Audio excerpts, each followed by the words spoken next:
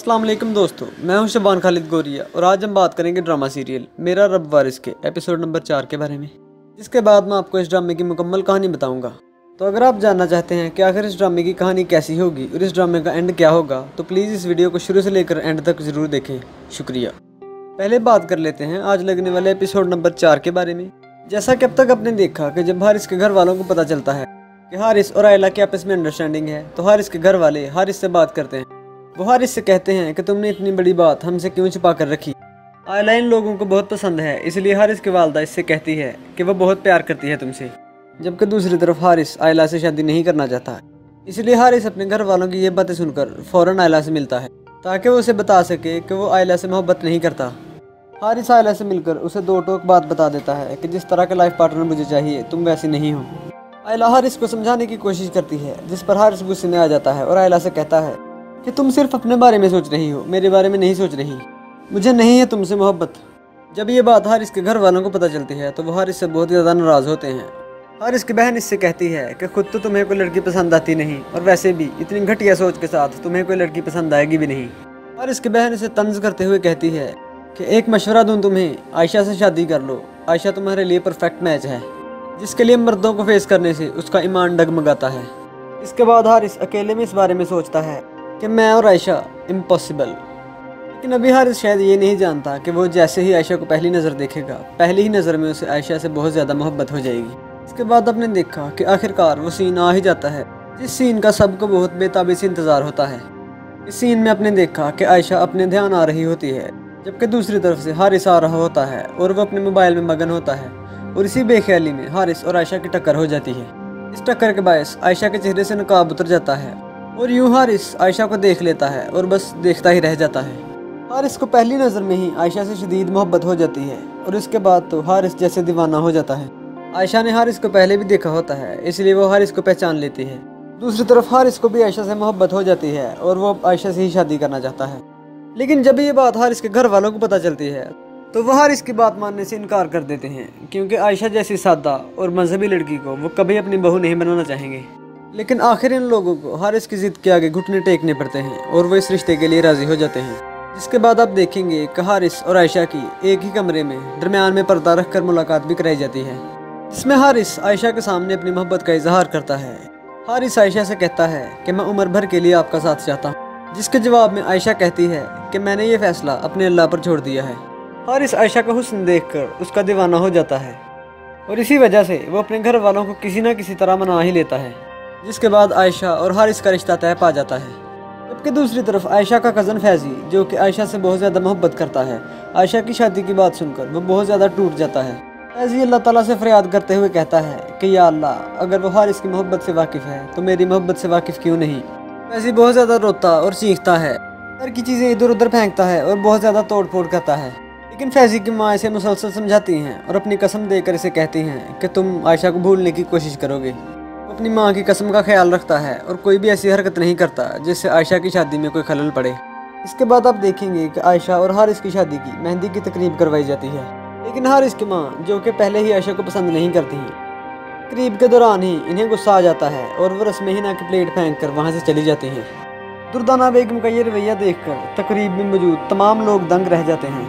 हारिस किसी न किसी तरह से अपनी वालदा को मनाता है और अपनी रस्म हिना की तकरीब मुकम्मल करवाता है। इसमें वो अपनी बहन और अपने दोस्तों के साथ बहुत ज़्यादा इंजॉय करता है। और आखिरकार आप देखेंगे कि इतनी सारी मुश्किलात के बाद आखिर इन दोनों की शादी का दिन आ ही जाता है। आयशा को अपनी दुल्हन देखकर हारिस बहुत ज़्यादा मुतमईन और खुश होता है। आयशा की रुखसती कर दी जाती है और घर पहुँचने पर हारिस और आयशा को हॉल में बिठाया जाता है। आयशा हारिस के साथ हॉल में बैठी होती है, लेकिन जब वो किसी नामहरम की आहट को महसूस करती है तो वो अपने चेहरे पर उस तरफ पर्दा कर लेती है। ये देखकर दुर्दाना बेगम आपे से बाहर हो जाती हैं और वो गुस्से से कहती हैं कि पर्दा पर्दा पर्दा, जब से ये रिश्ता जोड़ा है इस लड़की ने तो मेरी ज़िंदगी अजाब बना कर रख दी है। लेकिन इनके शोहर ज़हीर साहब को ये बात बहुत बुरी लगती है और वो वहीं कहते हैं कि बस कर दो दुर्दाना। वो ये बात बहुत ज़्यादा गुस्से से कहते हैं। जबकि दूसरी तरफ आयशा को पाकर हारिस बहुत ज़्यादा खुश है। हारिस आयशा से इजहार मोहब्बत करते हुए कहता है कि मैं कैसे तुम्हें अपनी मोहब्बत का यकीन दिलाऊं। जिस पर आयशा बहुत मुतमईन होकर जवाब देती है कि मोहब्बत अगर खालिस हो तो इससे बड़ी दलील और कोई नहीं होती। ये सुनते ही हारिस जल्दी से कहता है, तो बताओ मेरी मोहब्बत खालिस है या नहीं। जिस पर आयशा कहती है कि आपकी मोहब्बत खालिस है। इस तरह हारिस और आयशा अपनी खुशगवार ज़िंदगी का आगाज़ करते हैं। शादी के बाद आयशा और हारिस को एक दूसरे से शदीद मोहब्बत हो जाती है। ये दोनों हंसी खुशी अपनी ज़िंदगी गुजारते हैं, लेकिन इन दोनों का ये खुशगवार ज़िंदगी गुजारना हारिस की दोस्त आयला को एक आंख नहीं भाता और वह इन दोनों के दरमियान दीवार बनना शुरू हो जाती है। आयला हारिस के दिल में आयशा के लिए बदगुमानियाँ और गलत फहमियाँ पैदा करना शुरू कर देती है। आयला आयशा पर बदकिरदारी का इल्ज़ाम लगाते हुए हारिस से कहती है कि यह तुम्हारे अलावा किसी और के साथ भी इन्वॉल्व है। आयला अपनी ये कोशिश उस वक्त तक मुसलसल जारी रखती है जब तक कि हारिस के दिल में आयशा के लिए गलत फहमी पैदा होना शुरू नहीं हो जाती। हारिस के दिल में आयशा के लिए बदगुमानियाँ पैदा हो जाती हैं और यूं इन दोनों की अज़दवाजी ज़िंदगी मुतासर होती है। हारिस आयशा से उसकी पाक दामनी का सबूत मांगता है और उसे कहता है कि अगर तुम पाक दामन हो तो रखो इस कलाम पाक पर हाथ। आयशा हारिस से कहती है कि आप मेरे किरदार पर उंगली उठा रहे हैं, जिस पर हारिस कहता है कि बात तुम्हारे किरदार की नहीं मेरी इज्जत की है। हारिस कलाम पाक ऊपर उठाकर आयशा को हुक्म देते हुए कहता है कि कसम उठाओ आयशा। आयशा कलाम पाक की तरफ हाथ बढ़ाती है, लेकिन फिर सोचती है कि जिसे इसकी मोहब्बत पर यकीन नहीं उसे कस्में खाकर मोहब्बत पर क्या यकीन दिलाना। जिसके बाद आयशा भागती हुई कमरे की तरफ चली जाती है। इधर हारिस कलाम पाक पकड़े हुए खड़ा रह जाता है।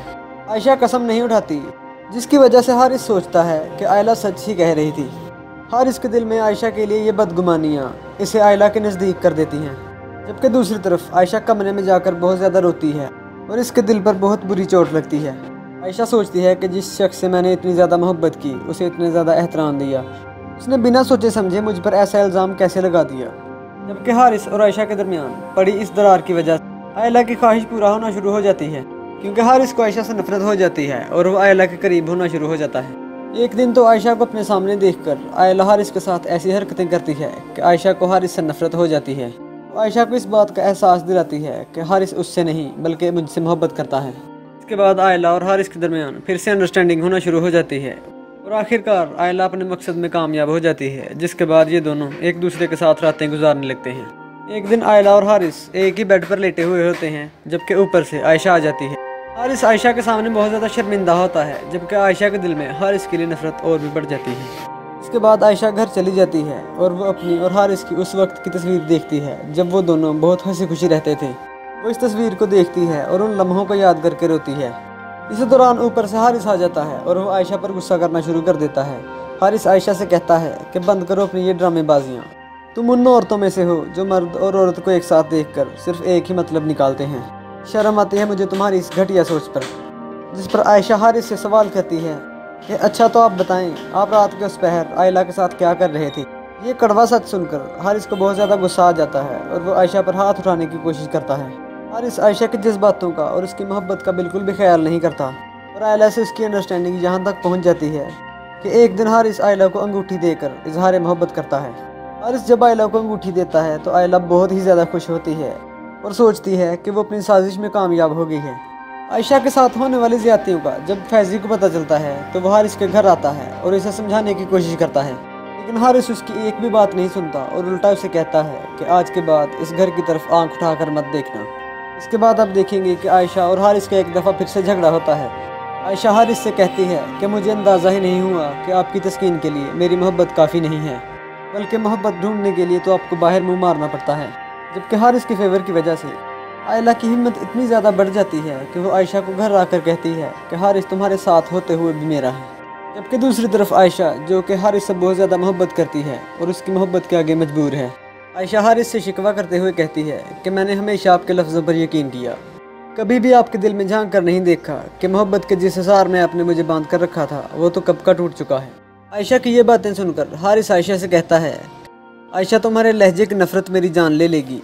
जिस पर आयशा जवाब में कहती है, और आपकी बेवफाई मेरी जान ले चुकी है। जबकि दूसरी तरफ हारिस आयशा की मोहब्बत से ज़्यादा देर तक दूर नहीं रह पाता और उसे इस बात का यकीन हो जाता है कि आयशा बिल्कुल पाक दामन है। लेकिन तब तक आयशा को हारिस से बहुत ज़्यादा नफरत हो चुकी होती है। आयशा घर छोड़कर जाने लगती है तो हारिस उसे रोक कर कहता है कि आयशा रुको, ये क्या पागलपन है। आयशा हारिस से पूछती है कि क्यों किया आपने मुझसे बेवफाई। जिस पर हारिस उसे कहता है कि आयशा वो रात गुजर चुकी है। लेकिन आयशा हारिस के हाथ झटक कर कहती है, लेकिन उस रात ने जो दर्द दिया है हारिस, वो ठहर गया है। जिसके बाद आयशा आखिरकार घर छोड़कर जाने लगती है। आयशा सीढ़ियों से उतर रही होती है कि हारिस इसे रोकता है। आयशा रुको तो सही, मेरी बात तो सुनो, तुम्हें खुदा का वास्ता है रुक जाओ, क्या हो गया है तुम्हें। हारिस आयशा से कहता है कि मैंने ऐसा क्या गुनाह कर दिया है कि तुम मेरे साथ अब रहना नहीं चाहती। जवाब में आयशा हारिस से कहती है कि जब शोहर अपनी बीवी का एतमाद खो दे तो तब इस रिश्ते का बोझ रखने का कोई फ़ायदा नहीं। ये बात कहकर आयशा हारिस को छोड़कर अपने वालिदैन के घर चली जाती है। फ्रेंड्स, ये तो थी इस ड्रामे के आधे एपिसोड्स की कहानी, लेकिन आपके ख्याल में क्या आयशा हारिस को माफ़ कर देगी या नहीं? और अगर आप आगे की कहानी और इस ड्रामे का एंड जानना चाहते हैं तो प्लीज़ नीचे कमेंट करके बताएं ताकि मैं इस ड्रामे की कहानी का पार्ट 2 बना सकूं। और अगर आपको ये वीडियो अच्छी लगी और आपको ये ड्रामा पसंद है तो इस वीडियो को लाइक ज़रूर करें और मज़ीद अच्छी वीडियोज़ के लिए हमारे चैनल को सब्सक्राइब करें और साथ मौजूद घंटी के निशान को दबा दें ताकि मुस्तकबिल में आने वाली वीडियोज़ की नोटिफिकेशन आपको मिलती रहे। शुक्रिया।